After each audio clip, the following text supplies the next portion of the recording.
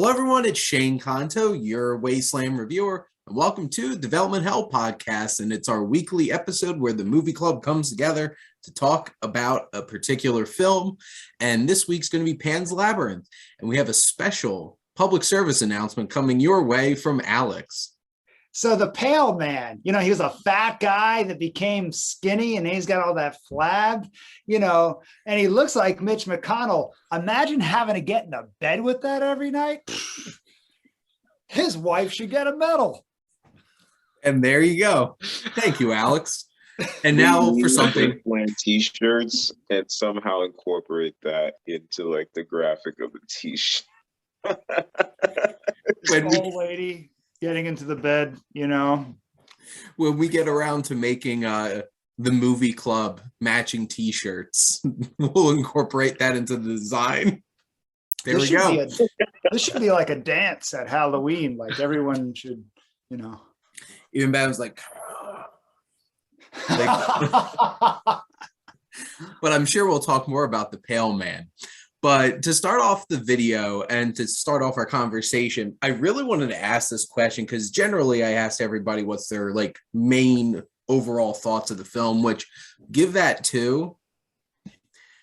I'm interested to hear, so actually real quick, how many of you had not seen this before? So we had all seen this before. So question.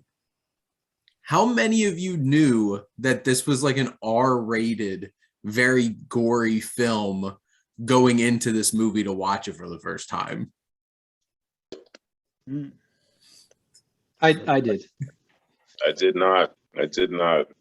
Better question. How many parents do you think showed up tried to take their kids to go see this and realized that was a very bad idea very quickly? Scar for life. My literal dad. And There your we dad go. was like, this movie's too good to walk out on. Like, I'm just Screw it.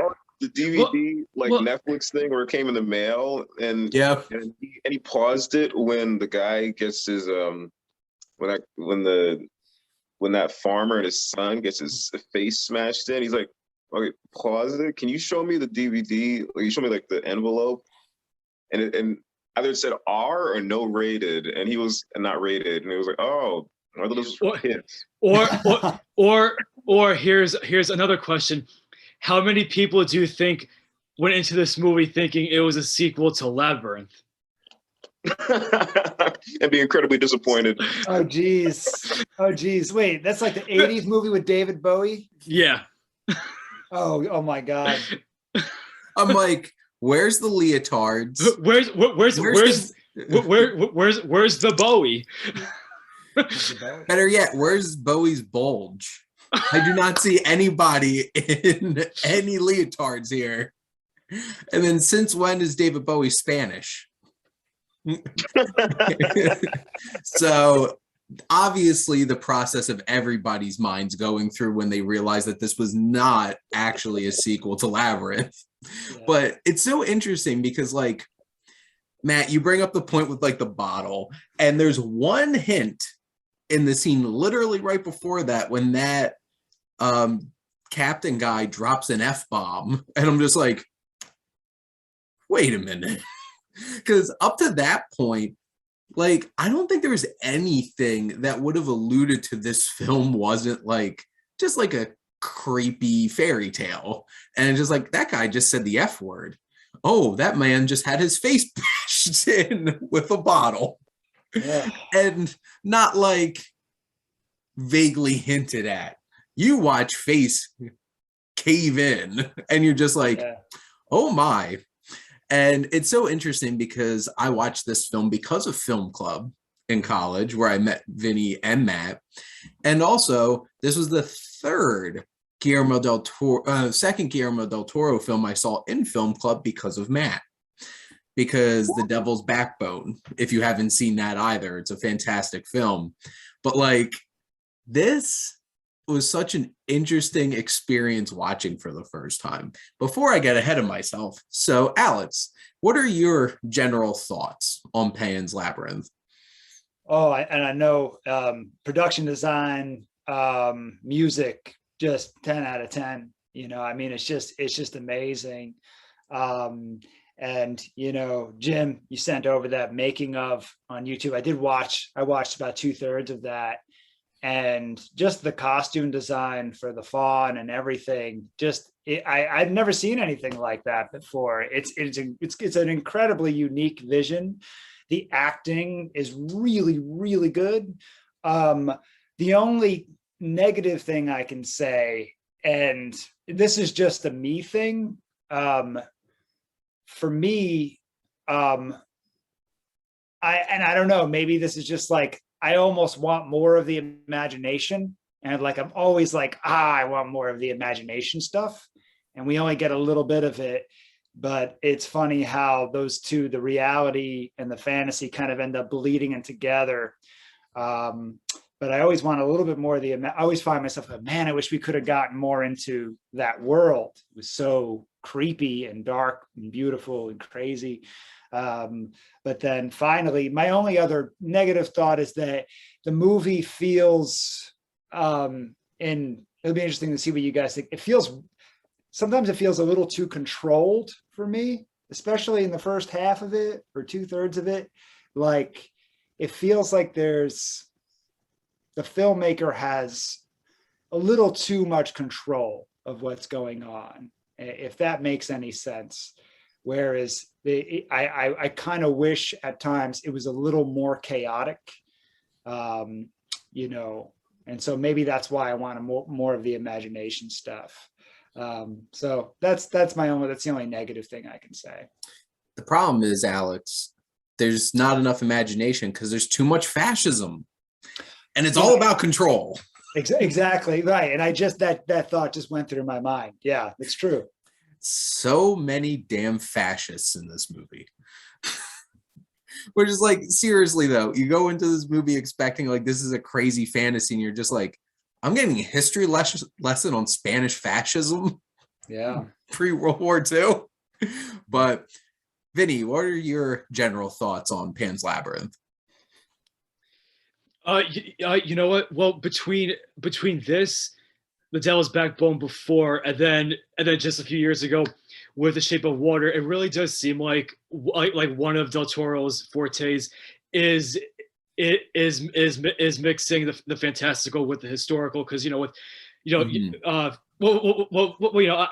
fantasy or horror, but like with The Devil's Backbone, you have a horror movie. You have a horror movie with a backdrop of the Spanish Civil War. Pan's Labyrinth.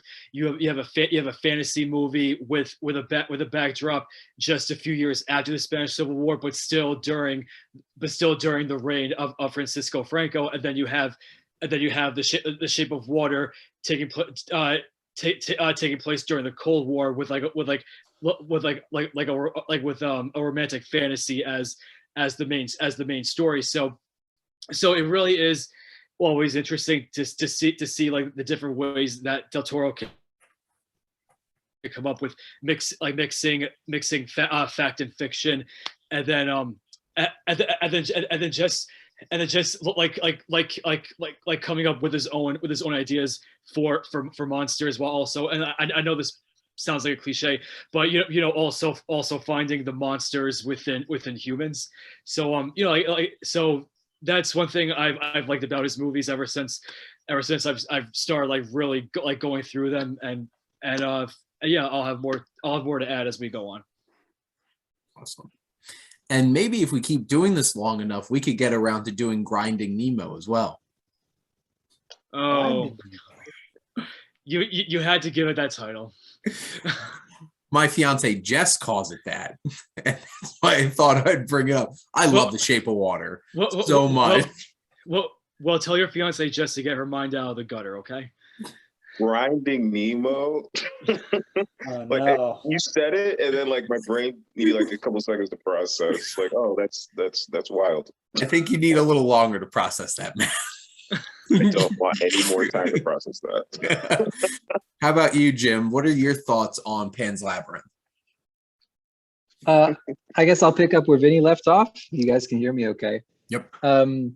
Something Benicio del Toro said, I don't know if it was in the documentary snippet that I shared earlier or not, but he said something to the effect of like, monsters help us understand the world, but monsters also help us understand ourselves.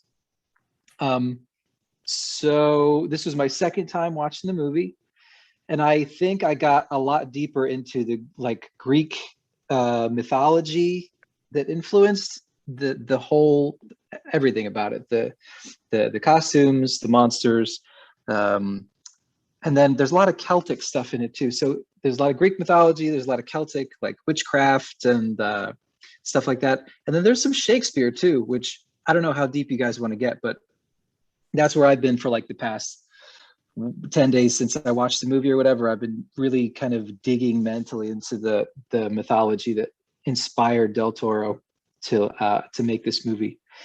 I think it made a lot more sense to me the second time around, knowing that he was inspired, knowing his influences and what inspired him to do this fairy tale. And I appreciate the darkness, because as I think I told you the other day, I think fairy tales should be a little bit scary, because if fairy tales are supposed to teach like a lesson about the world, if they're supposed to teach children a lesson about the world, like the cautionary tales are often maybe the most effective. Like the Grimm's fairy tales, think of like Hansel and Gretel, for example, or Little Red Riding Hood, or I don't know, even Alice in Wonderland. It's like there's a lot of scary stuff out there, so you need to have the right you need to have your wits about you, and you need to have the right help, to get through it unscathed, I guess.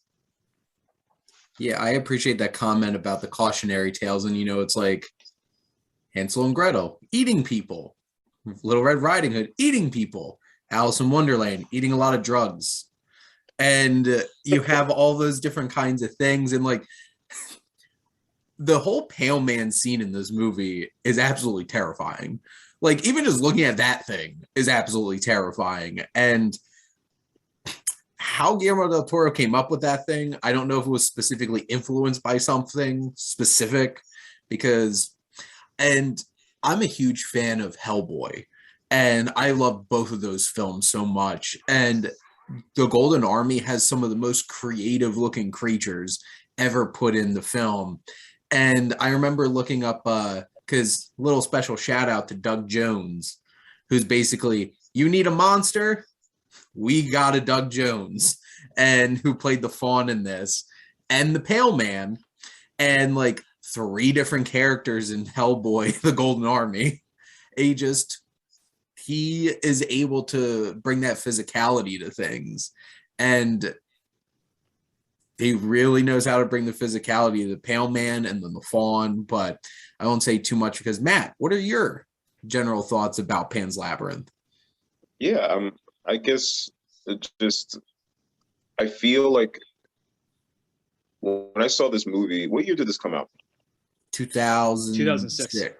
2006. Okay, so that means that I was in 9th grade, I think, when this movie came out. 2006? Yeah, something like that. Yeah. And I remember thinking, this guy, like everyone needs to know who this guy is. Like this Del Toro person, everyone needs to know who this guy is. And now, and he made movies like before then, and now he has like a Best Picture win under his belt. And I wish it didn't take it. I wish time didn't need to I guess progress for him to get whatever, but he deserves it. And he's been a very interesting artist for a very, very long time. And I'm so happy when I'm watching this movie. It makes me think of the other movies that I've seen of his. So when I first saw Devil's Backbone, I think I saw this movie, and then I was like, okay, so let me see more of his stuff. And then I think then I saw Devil's Backbone, and I don't know, it was just, he's just so awesome and interesting, and he does monsters really. I mean, I wasn't really a fan of Pacific Rim, but he does this like this inner darkness stuff so well. Like I really like what Vinnie said about like the monster inside of like man, because like that is truly the case. The fawn is your friend. That colonel or whatever, not your friend. No one's friend. Not even his wife's friend. Also Mandrake. Mandrake immediately made me think of Harry Potter. Yes. Yeah. Except there was no blood. Like nope. Like I don't know. Like Neville didn't have to bleed. Yeah, Harry Potter left that part out.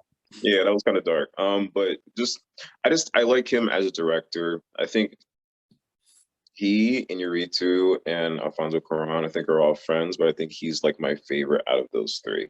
Wow.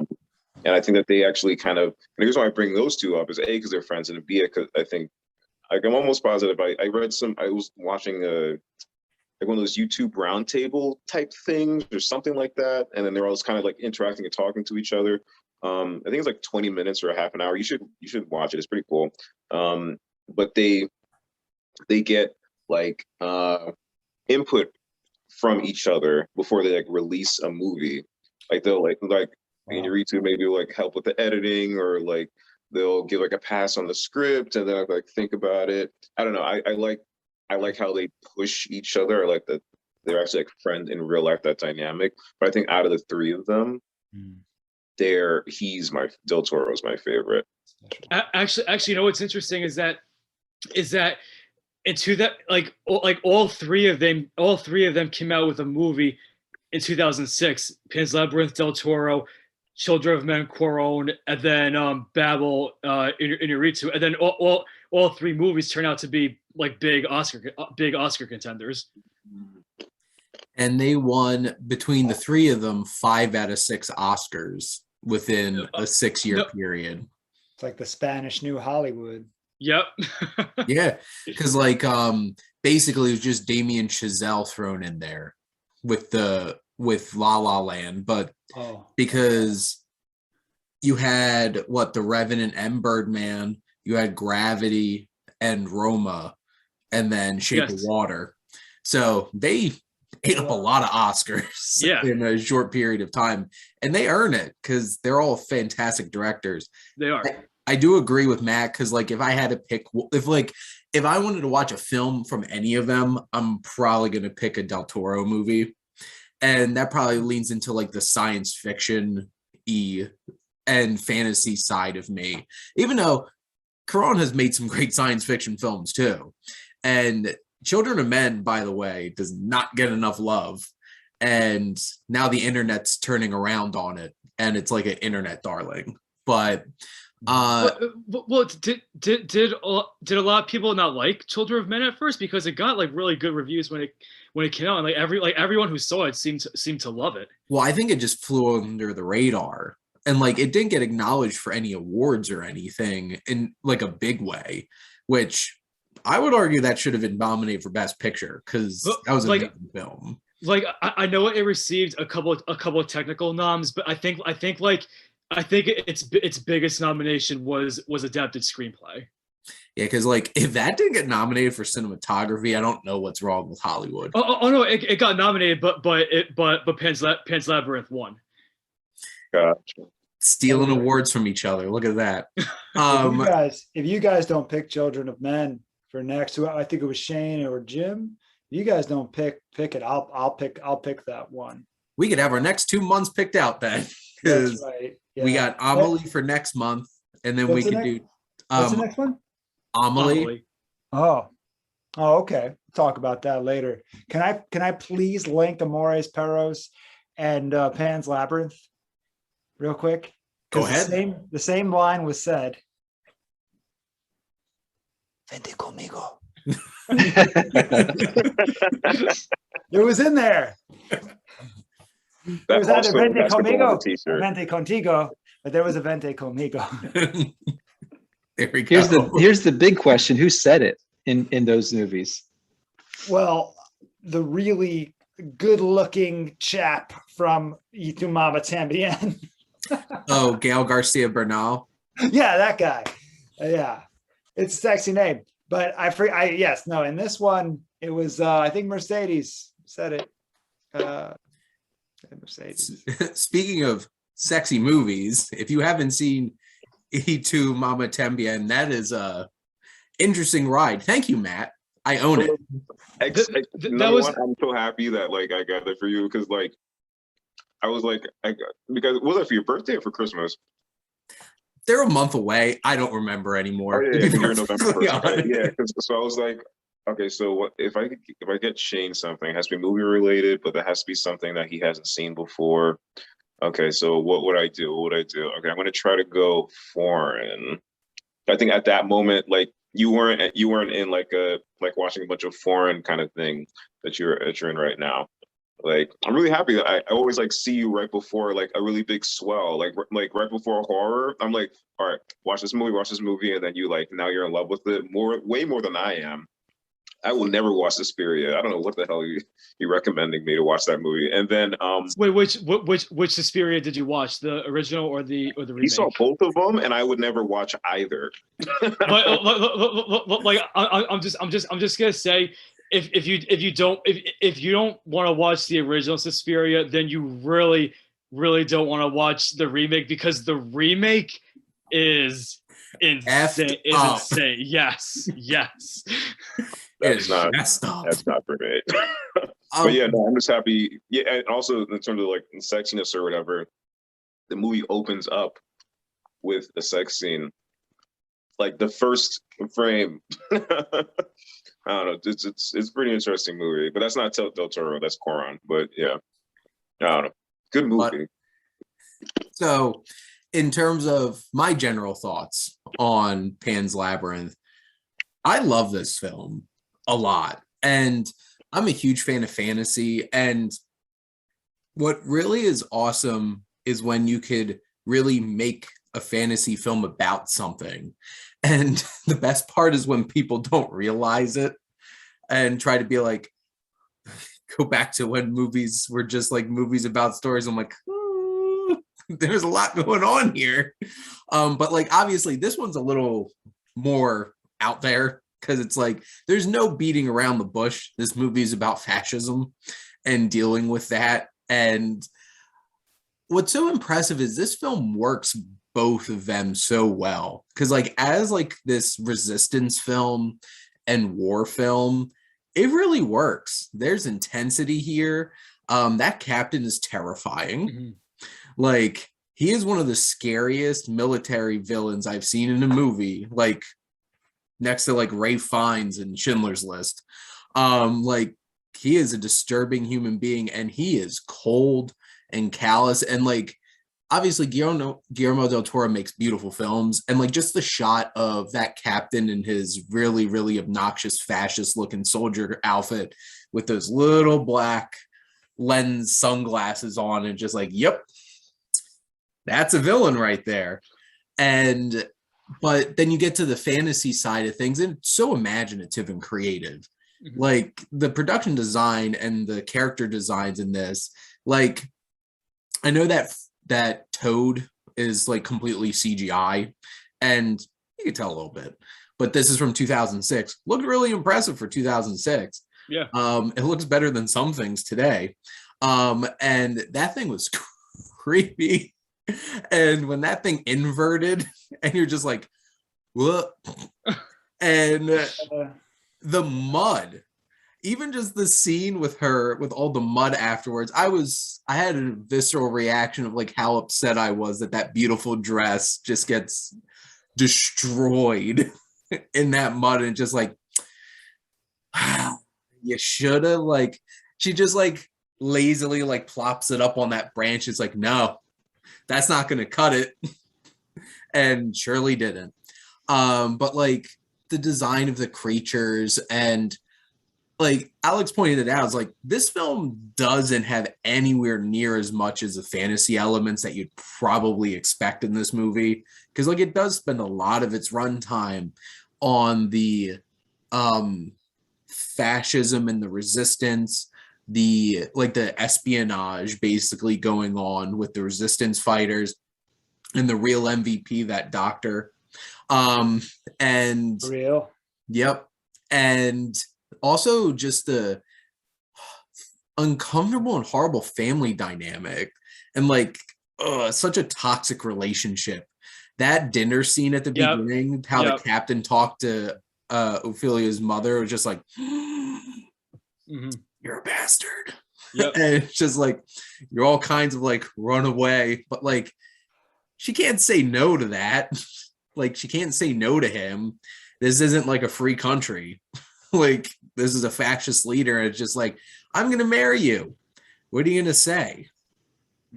No. Right. And it's a really interesting commentary on so many things. And then you have all the cool creatures and stuff like that. So I'm trying to remember. This is probably like the third or fourth time I've watched the film at this point. But Alex, what were you going to say? The thing with the creatures, like, you know, I want more of it, but that's a good sign of like how good it is. Like they did that part of it so well. And yeah, the thing with the frog, like I remember just this time watching it, I was like, oh man, I forgot how good that was. And it doesn't remind you of a video game a little bit? Like she figures out how to beat the frog, and then she gets a key out of its belly. Like it felt like a fairy tale, like a gruesome, like video game, like fairy tale sort of thing. It was so well shot and it was so well done. It was really, never saw anything like that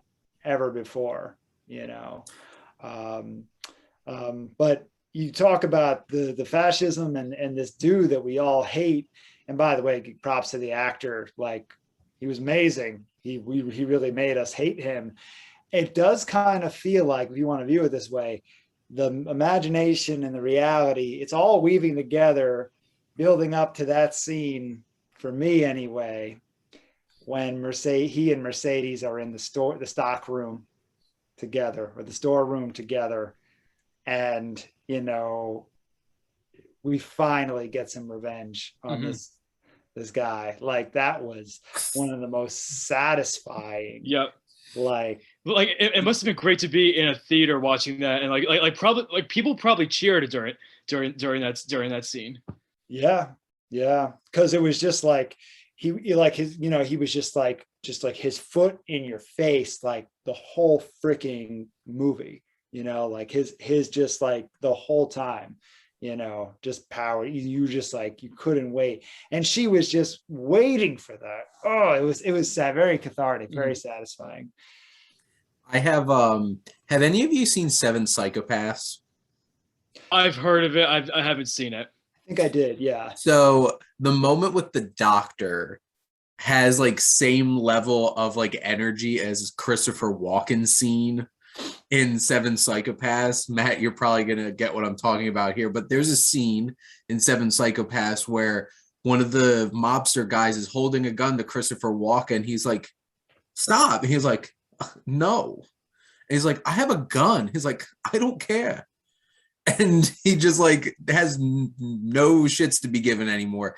And that moment when that doctor just walks away after very obviously putting that the stuttering guy out of his misery, and the captain's just like, what are you doing? And he's just like, nope, goodbye. Yeah. And he just like walks out, and you're like, you know, he's gonna die, but he went out on his own terms. Yeah. And out of all the human characters, he's my favorite. Yeah. But just throwing that. I think it's interesting that you guys keep mentioning like the fantasy and the reality weaving together, because I felt like they were very, very distinctly separate up until like the final scene where the moon is out and the worlds are kind of crossing over, and she's supposed to sacrifice her little brother, or they're testing her and she's not supposed to whatever's going on in that scene. I felt like in the real world, good and evil were very, very clearly, for us, it was very, very easy to see who was the good character and who was the evil character. But in the fantasy world, it was a lot more gray to me. I'm still not convinced that the fawn has her best interests at heart for the whole movie. Still not convinced. Well, you know what? Like the whole thing with him, like having her, you know, you have to sacrifice your brother, and I feel like he knew. I feel like from the beginning he knew how like step by step how everything was gonna play out. He was just waiting for Ophelia to eventually get to that end point. Because one thing I noticed in this time watching it was how there's that one scene when he comes that night and he says you haven't done the second task yet. And then I was thinking, but wait, he didn't give her the chalk yet. So how could he say you haven't done the second task? So what I was thinking was that he probably knew like she was gonna take her time getting there. So that's why he maybe didn't give her the chalk right away. That's why I was thinking he probably knew like just how everything was gonna happen. So then like that's why he waited to give her the chalk, because he knew he knew that she had to kind of like take care of her mother first, and that's why he couldn't give her the chalk right away, because she was preoccupied with that. Like, do you know what I'm trying to say? I don't know if I'm saying it like. I get what you're saying. I do. Okay. And that's an interesting point, Jim, that like it is true. It's very easy to see the black and white in like the reality standpoint, but like, yeah, I question that fawn a lot watching this movie. It's just like, he's a mischievous one, isn't he? And it's just like nothing seems 100% clear and above water when he's trying to work with her. And then it's like at the very end where it's just like, dude, you telling a little girl to kill her baby brother to like sacrifice them? It's just like, what's wrong with you?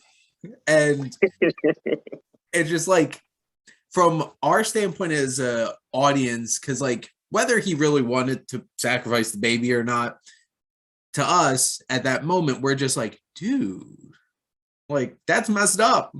And it's just like, she's not going to do that. And then you see the real evil where that captain guy shoots a girl in this, just shoots a young girl. What a bastard. Really is. But I don't want to jump to this moment right away, but like, was there not a moment where she realized the captain was going to care for his son, and the fawn wanted to kill the boy, but this evil captain, I feel like there was a moment in the film, maybe I misread it, but I feel like she came to this moment where she was like, I'm better off giving the boy to this monster than to that monster.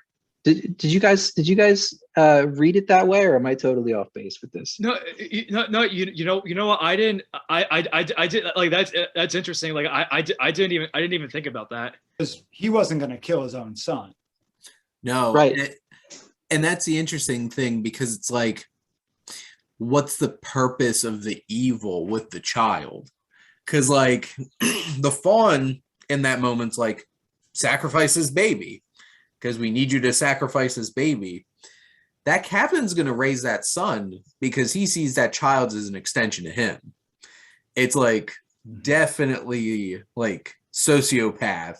Like, this is me, and it's going to be me growing up. Like, yeah. I'm like, this child is mine, my possession kind of thing, and does not want to sacrifice that child and give that child up. And it's just like, that's a really interesting moral question of like, this captain's disturbing and despicable, but he is going to raise that kid. Or do you give it to this fawn who wants you to murder a baby? And it's like, I don't feel like there's a whole lot of fairy tales out there, like film wise, that are going to be like putting you in that much of a moral dilemma. Because like, that was the moment of the film where, for me, the worlds started to blend, the fantasy world and the real world, where like the fawn starts to look like he's got bad intentions for her. And then she realizes that this fascist, like by any other name, he's a Nazi, right? Like this horrible, horrible dude is actually going to take care of the kid. That's where everything kind of crossed to me, like that moonlit scene out in the labyrinth. So I don't know. I wanted to get you guys take on that. Well, also that led to like the second most satisfying like moment in the whole movie, where like they say something about right before they shoot him, the captain, and they say like he's not even. We're not even gonna tell him like who you were.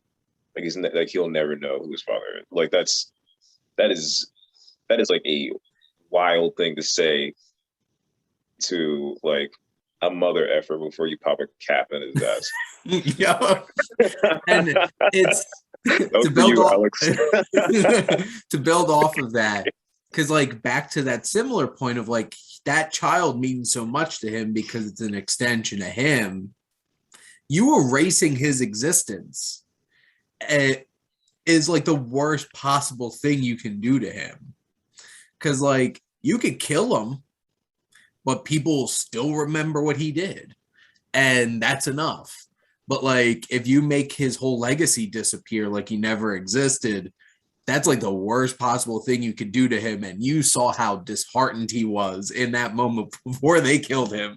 Mm-hmm. And that was extra satisfying because it's like, you deserve this. Mm-hmm. Can we go into, because James, I want to hear what you have to say more in terms of like the mythology that's incorporated into the movie, because this scene when the captain is chasing Ophelia through the labyrinth, like I meant to watch that scene again, because when I was watching it for our discussion, like when he's chasing her through the labyrinth, at one point, like it almost sounds like he grunts, but it almost kind of sounds like he almost kind of sounds like a horse in that moment, because it sounds like he goes like the sound I'm trying to make. But is he the Minotaur in the I was thinking that the Minotaur chasing Theseus through the labyrinth. So James, that's why I want to hear like what James has to say about the mythology behind or the mythology like within the movie. Yeah, I'm sorry to put you on the spot, but I'm just interested in hearing what you have to say about that. No, I think that's a really cool moment. I didn't catch on to that, but I think so. Like the Minotaur is a monster, right? And we've been like everybody agrees that this movie is about monsters, right? So like, yep. The fact that he's using a labyrinth, like that's a direct parallel, right, to like the Minotaur being in the labyrinth in was it Crete? So yes. In Greece, we'll say in Greece, right? But I don't think she is Theseus. I don't see her as that kind of a hero.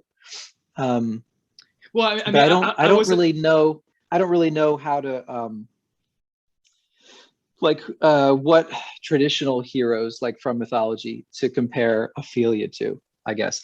But I think like the fact that you saw like the lines between human and beast like being blurred, that was probably deliberate. So like props to you, man, for noticing that, because I'm pretty sure Del Toro put that in there purposefully, because that seems like something he would definitely do.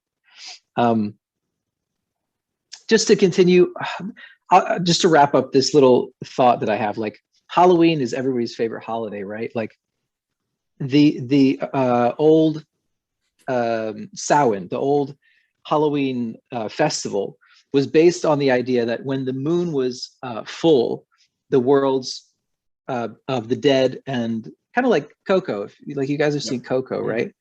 The world of the dead or fantasy, say, and the world of living or the real, that they crossed over. So like to me, that's what that whole scene meant. So him, like maybe we were getting a look at like what he actually is, as opposed to what we've been looking at the whole movie, you know? Well, I was thinking like, just in terms of like what once like the captain goes to the end of the labyrinth, and like and there is that blur, but there is like that meeting, but that meeting between the fantasy world and the real world. It's kind of, it made me think about how like like in the Greek myth when Ariadne gives Theseus like when she gives him a ball of thread to carry into the labyrinth so he can find his way out. You can kind of see like the labyrinth itself, like the labyrinth from like the point that it begins in the real world to the point where it ends into the fantastical world. You can see like you can see like the labyrinth as being like the thread that connects the two worlds. I love that. And I think the key that's not the key being one of the items that she was given earlier. It's a Freudian slip. I think the difference between the labyrinth of myth and the labyrinth of Del Toro's movie is that in the myth, Theseus is supposed to find his way back out into the world of the living, whereas Ophelia is supposed to die, right? And that's her way out of the labyrinth, I think, right? Very sad. That's an interesting thing too, because like, how literal should we take that ending? Where it's just like, is she really like there to live in the world of like where she's this princess for forever? Or is that just like a nice little fantasy that a young girl's having as she's dying? Oh, I like that, Shane. Because that's my biggest complaint about the movie. I don't like the ending. Matt, go ahead. No, I was saying that's really interesting, Shane, because like the fantasy elements don't really ever interact with like any other character except for her. So if she, not to make everything like go to psych major, but let's say like none of it is real. Let's say none of it is real. She's hallucinating the whole time. There's that scene where the captain finds the mandrake. But he sees it as like just nothing. Like he just sees it as I think he said like why is there a weed? No, but like when he finds it, like doesn't the mandrake like screech and like doesn't he like react to that? I thought. I remember the screeching, but I don't remember him reacting. I don't think he reacts to it. I only think Ophelia does, because when he picks it up, it just looks like a disgusting root, like it's not alive. Okay, well, like maybe I gotta watch that scene again. She's very clever. It's really clever filmmaking. The child's perspective and everyone else's perspective. Yeah, it's like Sixth Sense.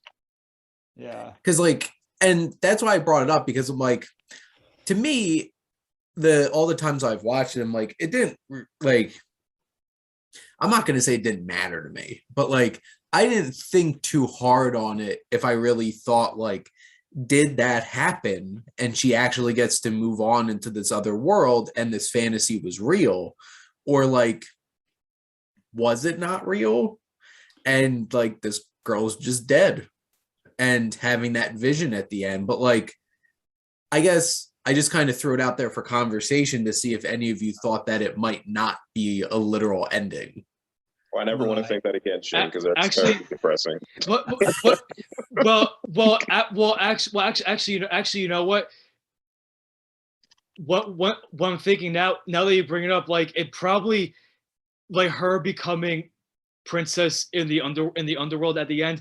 You know what? It probably might not be how, like it probably might be all in her imagination, because in the beginning, when you have the scene it like taking place in the underworld and you have her running up the stairs to the human world, like who's to say that's not the fairy tale that she's reading in her book, like when we first see her. If I can draw a parallel between the Ophelia of Shakespeare and the Ophelia of this movie of Pan's Labyrinth, in Hamlet. Yes. Yeah, it's Hamlet. Yeah, Ophelia's in Hamlet.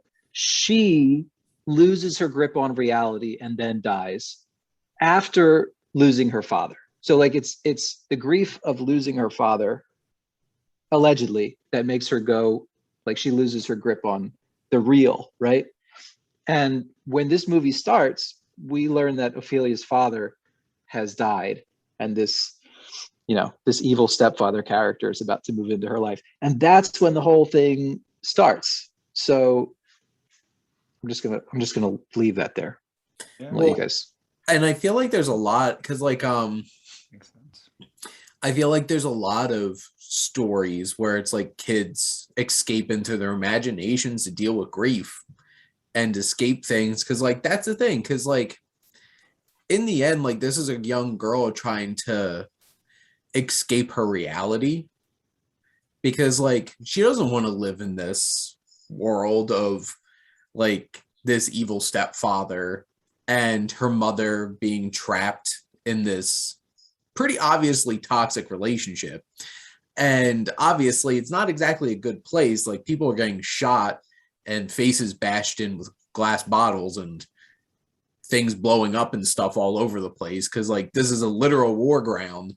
But like it's, I think, to me at least, you could take this film as literally as you want to take it, and like you can see it as just like this girl trying to escape her reality and being lost in these things, because like I was that kind of kid.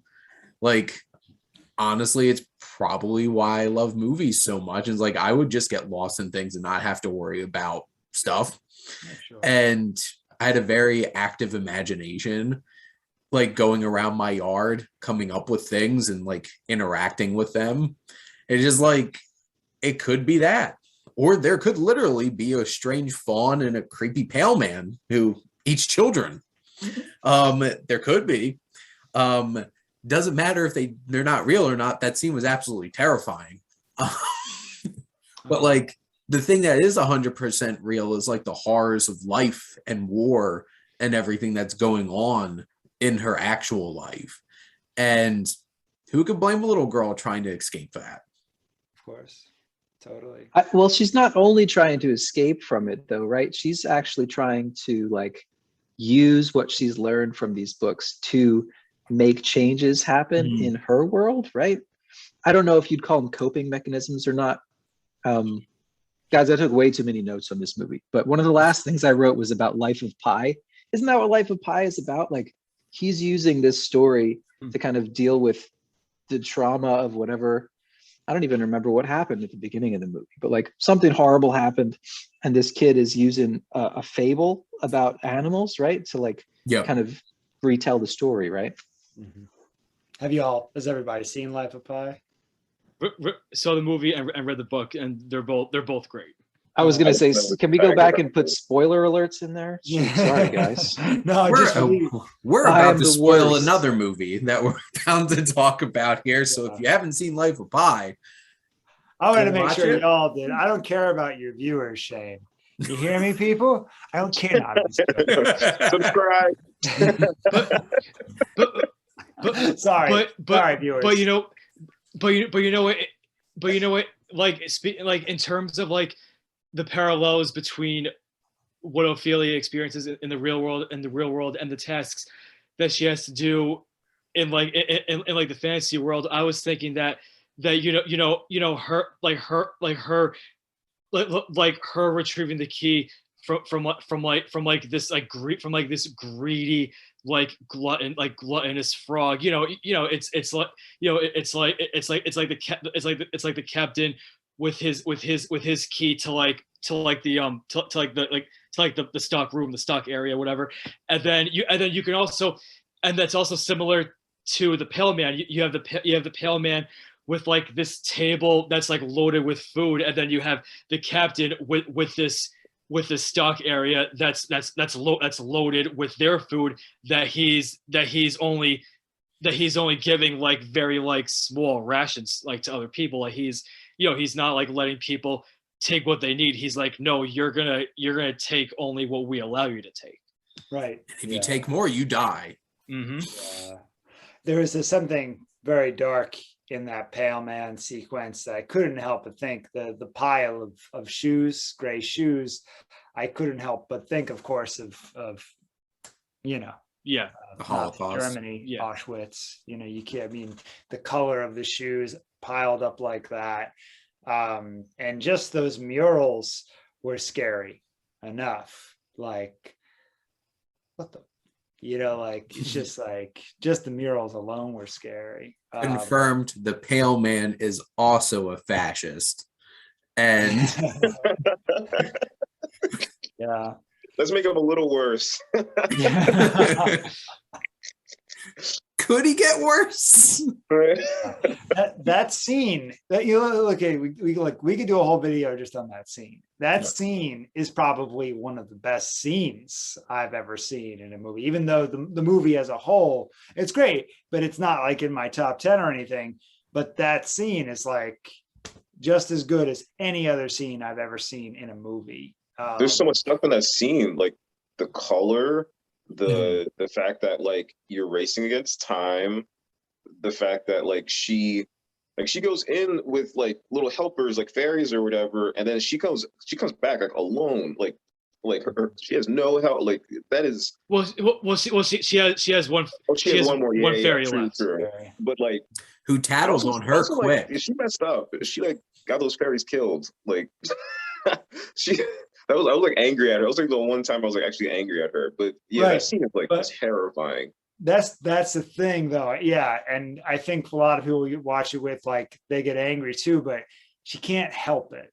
Like it's a trap. And every other person who walks into that room, in my mind, falls into that trap. Mm-hmm. You know, no one just goes in, opens the thing, takes it, and goes, "Oh, beautiful spread here. You know, I got Taco Bell back in my room." You know what I mean? Like, I think that like when she's leaving, there's a whole lot more convincing her than just the food. It's a combination of the fatigue, that I'm elated because I got what I came here for. I'm hungry.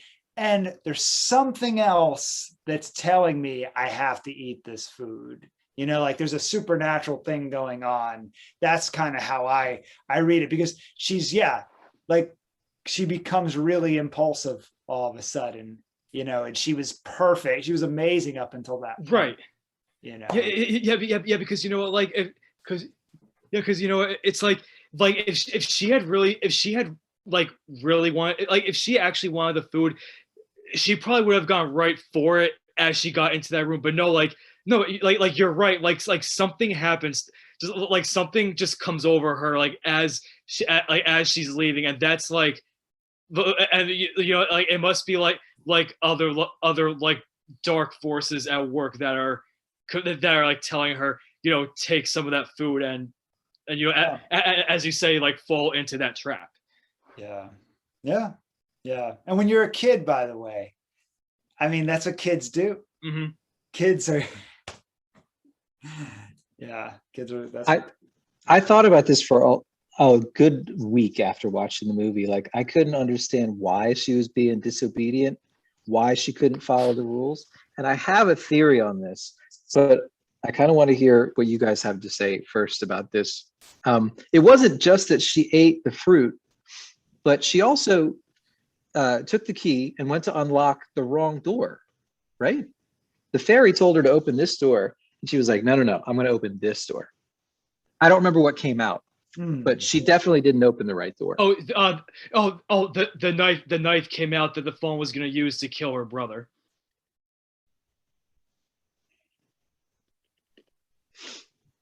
Wow. The sacrificial knife. Yeah. Huh.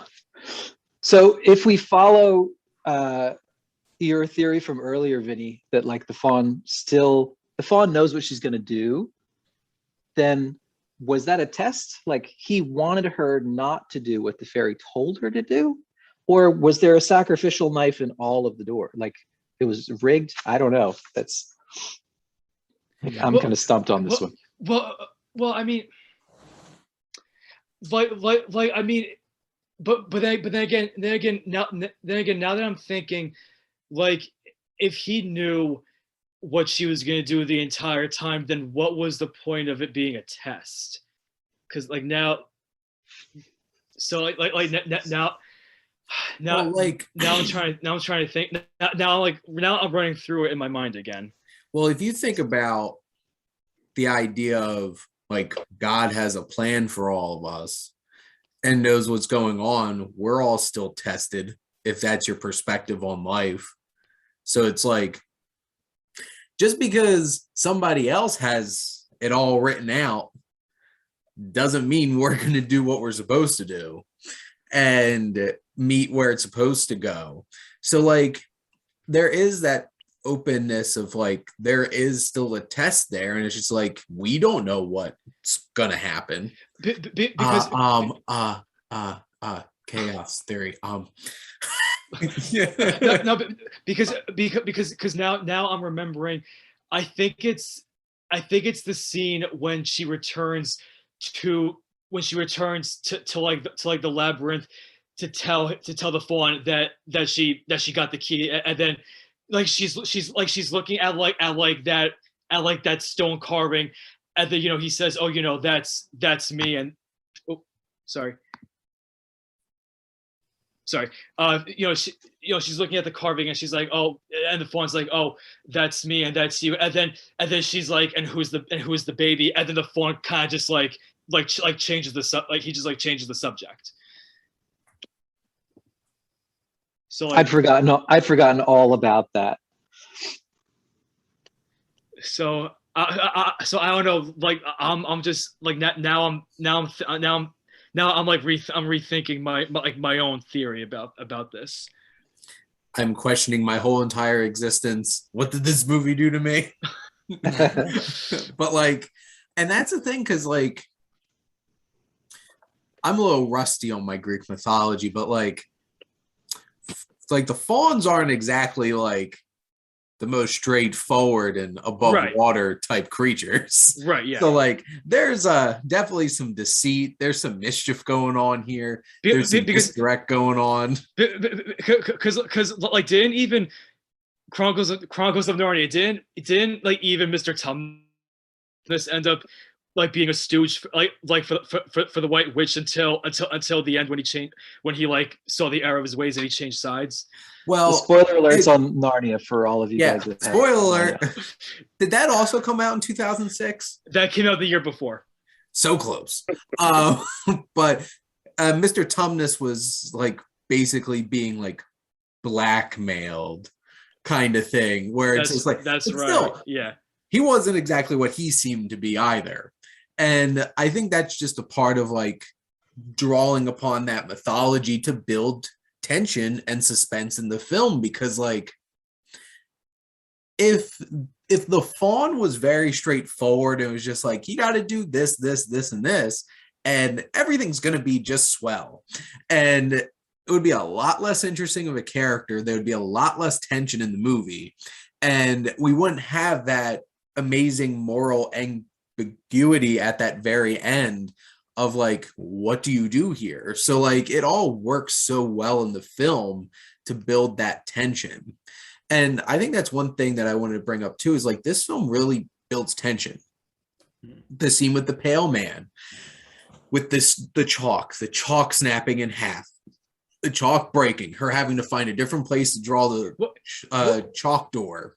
And then also the scene when he has the stuttering guy tied up, and he's like, if you can count to 3 without stuttering, I'll let you go. Oh, dude. Yeah. It's just like, you can do it. You can do it.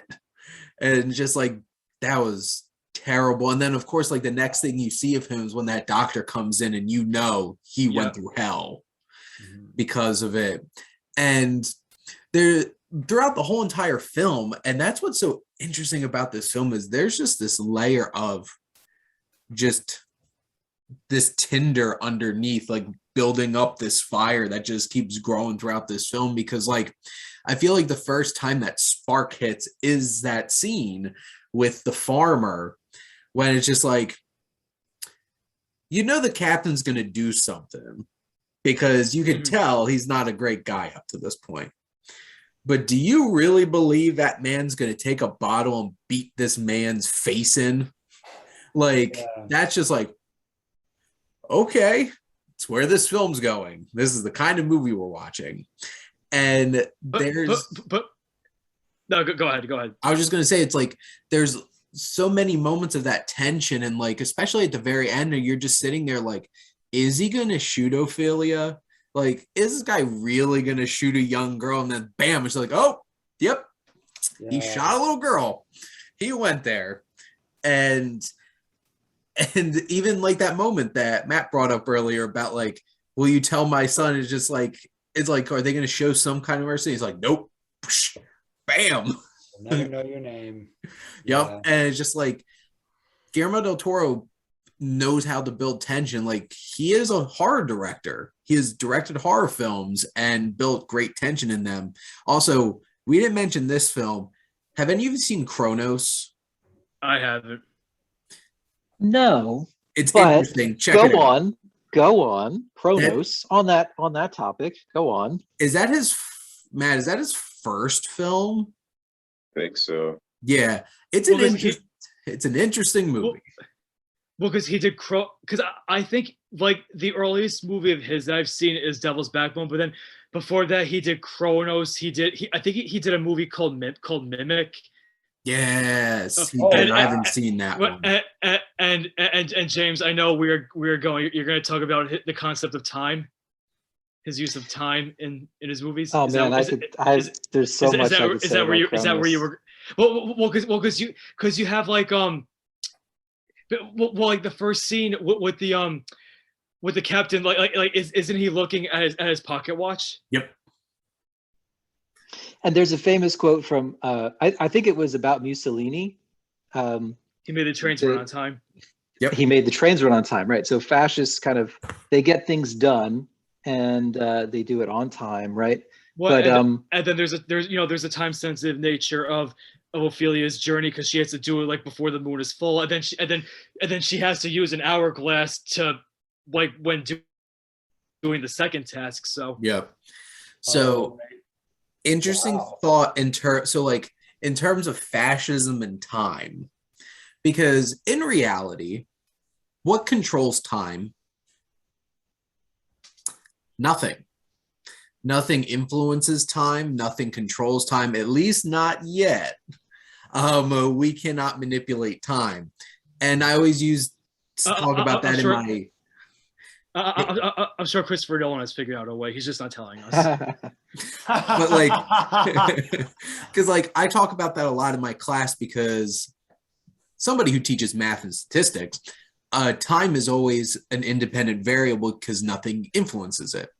But it's a very big hallmark of fascism, which is all about control, to have that illusion that you control time. And it's used very well in, now I'm going to get really nerdy with how much I love the band Rush, but their whole last album, Clockwork Angels, slap of the bass. Clockwork Angels is a steampunk science fiction story. It's a concept album. It got turned into a novel. Would love to see it into a movie. That would be the coolest thing. But you have this young man who's lives in a dictatorship by the watchmaker, who's a fascist leader who like controls everything that everybody does.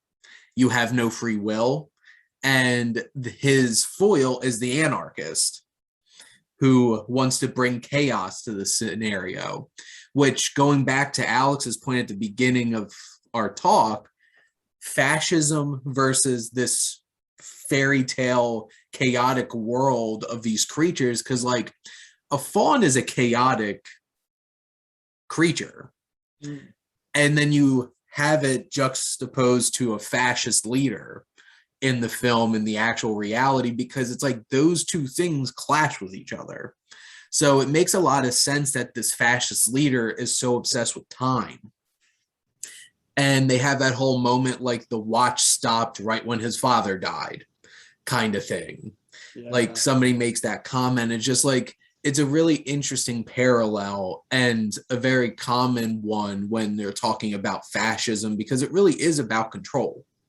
Yeah. And controlling people, and you control people by telling them what to do, when to do it, and you use time to be able to control that.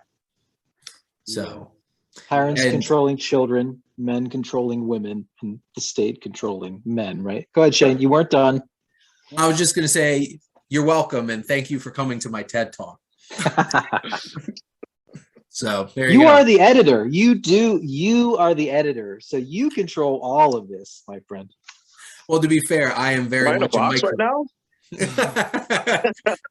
Yeah, man, dude, anything I say that's not PC, you got to edit out. Because here's the thing, like, I am very much like, I myself am a micromanager. Like, I'm very much like, I have trouble giving up control. And it's just like, that's the kind of thing where it's just like, I always tend to be the scheduler among people, is because, like, I micromanage my life. So I don't like putting that kind of control in other people and, like, being like, is this going to get done? And that's something I personally have to get over, which is, I think, why these kinds of things stick out to me, because I'm like, kind of get that on some level. Obviously not that kind of level, but like the whole idea of, like, that idea of controlling time and being able to, because when you give up your planning of your own time, you're giving up control to somebody else. And the whole entire idea of fascism, of having that control, is that you don't want to give that up to anybody. And which is why it's so interesting that he has the watch and he has the time. And it's just another wonderful little layer that Guillermo Del Toro throws in here. And it also, I think, this is just my opinion, this has something to do with why Ophelia is disobedient. And she doesn't follow every instruction to the letter. And she doesn't do exactly what she's told.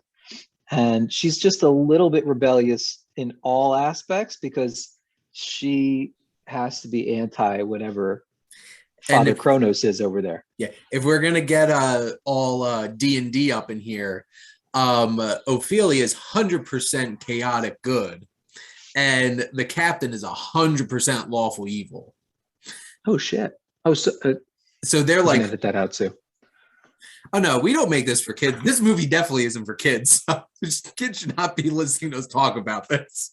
But like, they are literal foils to each other. Where it's like, and I can put my glasses on too. Time for Professor Show now. So, but it's a nerd. But it's an interesting dynamic in terms of how you structure characters, because you want to have foils. And if you do that alignment chart, they literally are on the opposite ends of each other. Because it's like, it's the same thing as like Luke is chaotic good. He just wants, you know what? He just wants to do his own thing. I want to go to the Tashi station, get power converters. I don't want to work on this farm.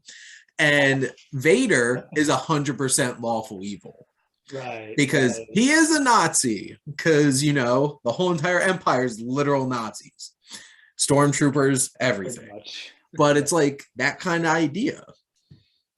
Yeah. And you know, Guillermo Del Toro has played a few games of D&D. He's run a few campaigns in his time. Can you imagine him as a dungeon master? It would be like the most amazing campaign ever. Yeah. Guys, you know what? I'm sorry, but I have to get going. But I lost him. I started talking about no, D&D, and then he's just like, too look nerdy for me. Goodbye. Oh! Look at the time. Exactly. All right, but no, but seriously, I wish I could stay longer, but I'm looking forward to our next discussion. Absolutely. That was awesome. Thank you. All right, have a good night, guys. Haircut looks good, Vinny. See ya. Oh, thanks. Take care. So I guess at this point, now that I went on my very long tangent on that was cool though, man. Time really and cool. Fascism and I didn't even think about all the time stuff you were talking about. I didn't even think about that. Because like it's very literal in a Clockwork Angels, because it's all about clockwork, The guy's literally called the Watchmaker. Like, it's right there. But like, it's that kind of idea, and it works really well in this scenario because it's like you have those kinds of villains and things where it's all about control. Everything has a plan. And it's funny that Vinnie brought up Christopher Nolan, because I'm about to bring up Christopher Nolan and his Batman films. And if you're thinking about alignments and characters, the Joker and Bane are complete opposite forms of evil. Because the Joker is all about chaos and not having a plan. He has a lot of plans for somebody who doesn't have plans. But Bane is supposed to be a fascist leader. That's his whole entire, like, the gist of what that character is supposed to be. And Christopher Nolan specifically wanted that in an opposition of the Joker, because, like, if you just keep having the same kinds of villains, it gets boring. So having somebody challenge Batman who's too much like him, because what's the extreme version of Batman? Fascism. Because it's all about control and order.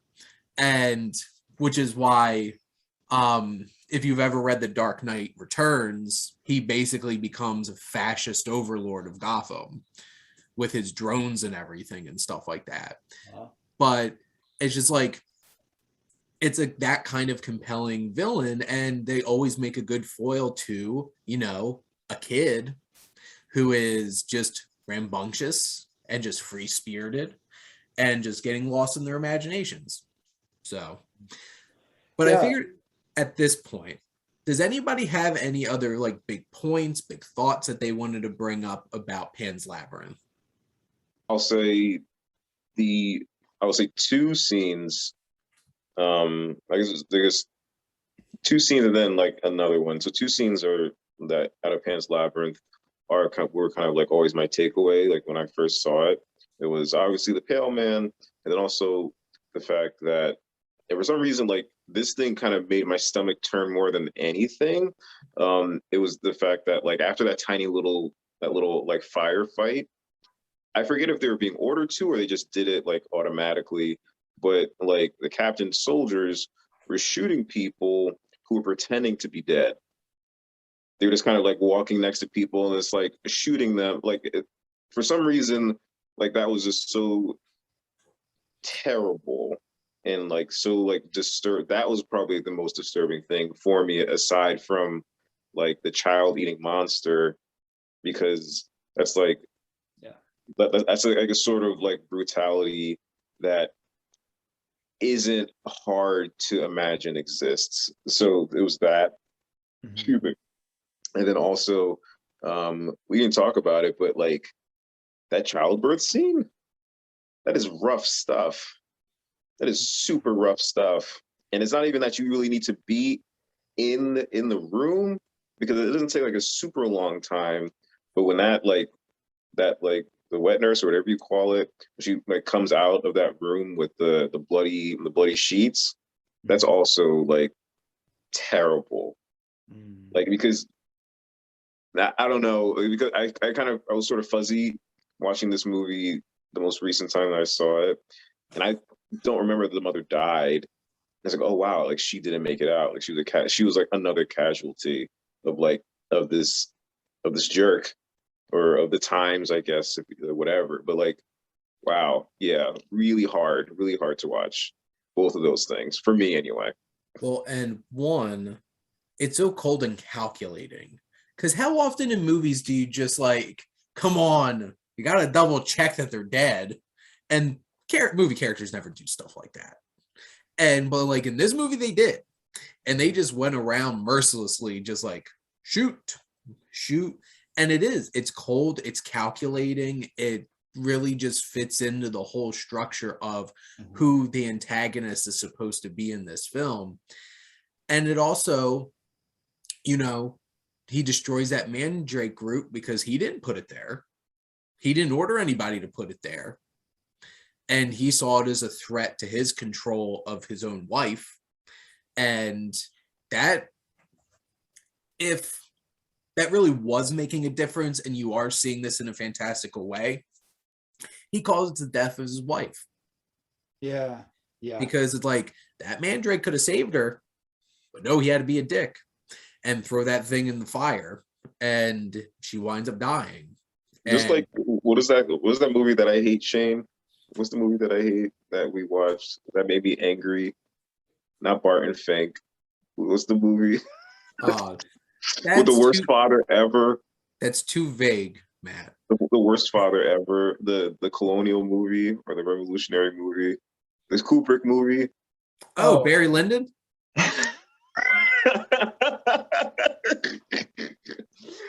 Just like Barry Lyndon, the moment that you become either jealous or threatened by your child, you already messed up. You are so in the wrong. you are so not cool anymore. It's crazy. It's crazy how that happens, though. It happens to a lot. It happens to a lot of people. Yeah, like super not cool. Super would not go to Applebee's with that. How you handle it. I mean, like, you can get jealous of a partner, you can get jealous of a friend, you can get jealous of your own child. How you deal with it, how you handle it and go, why am I jealous? Like, and you can kind of think through as to why you're feeling that way. And then maybe the actions you take are that of like, oh, okay, well, this is their thing. I'm sure, was Mozart's dad jealous of him? Maybe at times he was. For crying out loud, he was freaking Mozart, Salieri was. What's that? Salieri was jealous, for sure. Of course he was. Right. I think I might know what my next pick is. Was that like 3 hours long? Doesn't matter, Matt. Yeah, Barry Lyndon was pretty long too. I love that we're back to Barry Lyndon. That's fantastic. Well, it all goes back to Barry Lyndon. It all comes back. If I can make one more Kronos point, and then I'm done with Kronos forever. There's a famous Goya painting of the Greek god who was named Kronos, right? Father Time, who used to devour his own children, like literally eat them, like an animal would. Like I think lions do this, right? Don't sometimes lions, male lions will eat their own children? Anyway, I'm pretty sure that was an inspiration for the scene where the pale man eats the fairies, because there's a moment where he's like, there's like sinew between the head and the body, and it's it's very, very similar to that painting. But that's like, oh man, the Greeks, nobody can touch the Greeks on like family drama, dude. They did it all. Unless you're the Romans and you just literally copied and pasted and changed the names. I've been seeing this a lot in like comic book stuff recently. Like, I don't know if anybody's watching Invincible or The Boys. Yeah. There's a lot of that between like Homelander and oh my God. What's the guy's name in Invincible? What's his name? J.K. Simmons. Yeah, exactly. Exactly. This has been on my mind a lot lately. Oh God, I could have a like hour-long conversation just about Homelander and all the things wrong with that character in The Boys. Just disturbing. But yeah, it's very interesting, and like obviously Guillermo Del Toro is very influenced by mythology because his first feature-length film was called Kronos, which you all should check it out. It's really interesting. It's definitely in the same vein because like it was interesting when we brought up earlier the trio of directors that are all friends, because it's like Guillermo del Toro is definitely the one who, I'm not going to say he has the least amount of range, but he's the one that sticks in his lane the most, I feel like. Because like you're not going to see a movie that he makes that doesn't have some kind of like creatures and stuff like it in it. And because like that's just his thing, and he loves it, and he's so creative. And like I don't know if I want to see a Guillermo del Toro movie that's just a straight up drama without the imagination there. Because then I'm like, well, where's Guillermo? And the interesting thing is, a lot of you guys said like he was your favorite. Like Matt, you said he was your favorite. I think Shane, you said that too. He's not my favorite, but I do think that out of all those directors, they're very talented directors, made some good movies. This movie, Pan's Labyrinth, might be the most memorable because these scenes, the frog, the pale man, the fawn, like the way he did this, like it sticks to you kind of more than I think maybe any other. Like I think Cuarón is probably my favorite of the three. Because I really connected with Mama Tambien and Roma.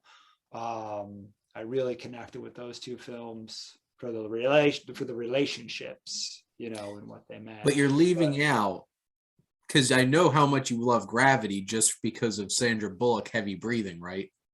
Dude, I still need to see Gravity. I haven't seen his sci-fi stuff, I don't think. I haven't seen Gravity. I haven't seen Children of Men. If you watch Gravity, just be prepared to hear Sandra Bullock heavy breathing for like an hour and a half. I'm all right. I'm from the 90s. I'm all about that, Sandra Bullock, man. Sandy Bullocks, though. I'm from the 90s. I'm from the 90s. Man, I trip over my time machine door every day. Hurt myself. Alex just spends every day in the 90s. But I cut you off. What were you actually talking about? Look at this TV. This is crazy. I got a Super Nintendo up there. Oh, no. Super Nintendo. I have my GameCube over here, but that's a kid of the 2000s. Yeah. There we go. I don't even remember what Alex was talking about. What else could you say? You were talking about how much you love Cuarón and Sandra Bullock. No, I'm the one who brought up Sandra Bullock. I was the one who interjected and got us off the rails. Man. Not really. Not that they need to know, but Sandra Bullock, it wouldn't be my top pick. She's a good actor. Good actor. I don't find her as pretty as everybody else does. That's all I'm saying. And it's official. Matt had to mute himself because he couldn't contain himself. The funnier thing is I'm going to have a drink after this. I haven't had a drink yet. See, I'm just getting over a hangover. So now I'm feeling good. But I'm going to put this out there then. Final thoughts on Pan's Labyrinth. Oh, man. This is how you pregame? That's not a final thought. That's not a final thought. That's only just begun. It's a pregame. Does anybody have... Bring it back for me, Jimmy. Bring it back. Does anybody have any final thoughts on Pan's Labyrinth? Final thought. Well, two final thoughts. One, a serious one, and one, an incredibly silly one. The serious one is: have you guys heard that Disney is making? I don't think any casting is like name dropped any yet, but there's going to be a live action Hercules movie. I'm not entirely sure. They did that already with The Rock, right? So, like, I think it's they're adapting the musical the 90s animated movie. Yeah. Oh, okay. So I don't know. So that's going to be interesting. I was watching a video earlier today, and some of the internet really wants Tom Holland to be Hercules, or at least like the small Hercules. Tom Holland is like half the size of Hercules. Well, there's like a long stretch of time where he doesn't have his powers. It looks like Captain America. Yeah, but like Hercules just packs on the muscles. He doesn't like double in height. I'm just saying what the internet says. I'm just the internet wants what it wants. Don't shoot the messenger. This is not the main point of why Matt brought this up, but so I just thought that was interesting, and then also the second thing is, what would you guys say if Del Toro was like, I want to do Pan's Labyrinth too, but like I want to set it in the fairy tale place. The reason I'm asking is because, Alex, I was kind of thinking about that. I kind of want to know more about this world. Didn't he do a movie that was very similar looking, but not a sequel? Like within the last like 6 or 7 years? I thought he did something that looked like it had that same type of production design. He had something to do with one of the Hobbit movies, but that wasn't his film. Well, he was supposed to direct them originally. And then, he was supposed to direct them, but then he pulled out because, you know, Guillermo Del Toro puts his name on like 50 things at a time. And like one of them gets produced and actually made. That's his biggest thing. But like, I feel like Hellboy, the Golden Army, looks a lot like this. Okay. Like lot like this. I remember. Yes, but so to answer your question, like I would definitely I'd be down to see what I thought I saw, which was like a movie in this world, but not a sequel. You know, like when people say, oh, should they do a sequel to Pulp Fiction? I'm like, no, you know, but I'm like, if someone wants to come along and make a movie like in that world, you know, with characters like that, okay, that's different, you know. Same thing, like I think it'd be cool, like maybe he can use the Fawn character and he can use like some of the same characters in there, like with the inspiration, but have a different story, you know, because I don't. And yeah, maybe more on the fantasy side could be a lot of fun. I'd be interested to see how that works because this, like, we're hedging on the success of this film that shied away from that. And it would be interesting to see if this really works when it's just you go full-blown fantasy and not have like the real world anchor to it. But you know what? They'd have my money. I'd be there. Yeah, totally. It'd be a lot more expensive. It'd be a lot more, you know. It can't be as a lot expensive. More work. It can't be as expensive as his like $200 million in the Mouth of Madness adaptation that he wants to make of that H.P. Lovecraft novel. That they're just like, dude, your movies don't make that much money. We're not bankrolling this. Said Hollywood one time ever. Because like every other time they're like $175 million for a King Arthur movie from Guy Ritchie. Yes, man, you could do that movie for $10 million. What are you doing? For real? Yeah, they did it for $175 million and it bombed. But anyway, Matt, did you say your silly thing? Oh, that was the silly thing. Well, I guess it wasn't really silly, but like the idea of this movie having a sequel could be silly. Maybe. Interesting. I'm not saying that Del Toro makes gold every single time. He made Crimson Peak, right? Yeah. I'm not a fan of Crimson Peak. I'm not a fan of Pacific Rim. Like I can like a director and not blindly say like every single thing that they make is awesome. But I can't say that I like him a lot though. And Alex, I agree. He would have my money. Like if he were to make a sequel, but it would be a very interesting experience. But maybe it might be pretty interesting in a good way.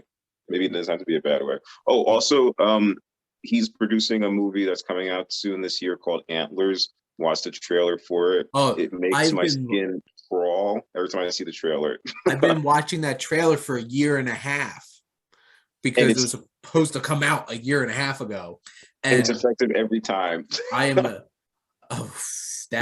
He produced it, or yeah. The director of Out of the Furnace made it. Wow. And it's definitely a horror movie. It's basically, I think it's supposed to be like a Wendigo, which that stuff's messed up. Yeah. So Out of the Furnace is not a, I wouldn't say it's a great movie, but Christian Bale, Casey Affleck, one of my favorites, Forrest Whitaker, and Woody Harrelson is a bastard in that movie. Like, really? When was this made? Is this an old movie? 2012-ish, 2012 to 14-ish. I'm fact checking to find out because it's from director Scott Cooper. Out of the Furnace, 2013. 2013. And Scott Cooper is a bit hit or miss because like he did Black Mass. Yeah. Well, what's funny about it is, and I don't know, I mean, I don't spend a lot of time in West Jersey, but or like Northwest Jersey, but it takes place on like the PA Northwest Jersey border. And like you see like the like drug, like meth head people between like the steel town and I'm sorry, maybe it doesn't take place on the border necessarily, but they travel across the border to the Jersey side to have these bare knuckle boxing fights, and it's a brutal movie. So Scott Cooper also did Crazy Heart and Hostels, which Hostels I think is a really, really, really, really underappreciated Western with Christian Bale in it. It's not the one about the kids who get tortured and killed. No. Not Hostel. That's an Eli Roth movie, and I do not like him. Or My Time in Undergrad. Yeah. Hostels is a Western that came out like early 2018 with Christian Bale, Rosamund Pike, Wes Studi, Ben Foster, a whole bunch of... Oh, yeah. That's on my list. I haven't seen it yet. Okay. Why do I not know anything about this guy? That sounds cool. I definitely recommend it somewhere back there. But yes, Antlers, I'm definitely down for that. I think that comes out either September or October. It should be coming out soon. But it looks terrifying. It looks freaky as hell. No ghosts? If there's no ghosts, I might watch it. It's like evil Native American spirit kind of stuff. So yeah, Alex is gone. But Alex, do you have any final thoughts on Pan's Labyrinth? No, man. That's a good movie. It's funny. I never want to watch the movie, and then once it's on, I'm like, dude, this freaking movie is crazy. This movie's insane, and it's insanely good. And the violence, it is violent, but it's meaningful violence though. There's a reason why it's as violent as it is. It kind of has to be. It's a war movie. Yeah. You don't know it, but it is. They don't say that, but it's a war movie in a lot of ways. So yeah, no, definitely recommend it. And I just enjoyed talking about it. I like that phrase, meaningful violence. I like that. I agree with it. I like that. Yeah, because I think that like the violence in a movie like Drive, or the violence in some of QT stuff, and the violence in some of Scorsese stuff, there's a reason it's done the way it's done. It's supposed to say something. I understand. I have people in my family who just don't like violence in movies. I get that 100%. But the violence in this movie is very intentional, and it's really, really effective. It's super effective. And at times horrifying and sad, and at other times cathartic and satisfying. So how about you, Jim? Any last thoughts? Just that Tom Holland has to play the little brother. If this is ever, gets a sequel, it's got to be him, man. But that would be a really cool offshoot to have him grow up. That would be cool. Yeah. Does he speak Spanish? I don't know. Better learn. You can learn. Yes. What'd you say, Matt? What about the movie? Are we about to write this movie? Oh, dude. You guys can write, and I'll drink beer and like sit in the back and make jokes and shit. And they can be set today with modern fascism and Nazis. And that's my final thought. If you haven't seen Pan's Labyrinth, why did you sit through us just spoiling this whole thing? But check this film out. It's great. And really check out Guillermo Del Toro's other work, especially his other Spanish language films. So like Kronos and Devil's Backbone. And if you haven't seen Shape of Water, check that one out. Maybe not Crimson Peak. creepy gothic romance, guised as a horror movie. But this is a lot of fun. I got to do a TED talk about fascism and time control. Dude. And we talked about pre-gaming and I could see that at the university right now. Your face and like fascism and time control. I can see that. And more. It's like, come on, controlling your time, right? Time and self-management, the fascism way. Free pizza. I would register for that. A TED talk from Shane Kanto. Free pizza, but don't you dare eat any of that pizza. That's right. Not until afterward. But anyway, this is a lot of fun. And I hope all of you out there had fun watching all of us and listening to us talk about Pan's Labyrinth. And come back next month when we talk about Amelie from Jonette, who also did Delicatessen and The City of Lost Children and Alien Resurrection, but we don't need to talk about that one. But anyway, that'll be next time. Will be a much lighter one. Talk about weird breathing. Who would you rather have the breathing from, Sigourney Weaver or Sandra Bullock? I don't know. Or the alien human hybrid thing that looks like it's like, kill me at the end of Alien Resurrection. But anyway, thank all of you for tuning in and always supporting the Development Hell podcast.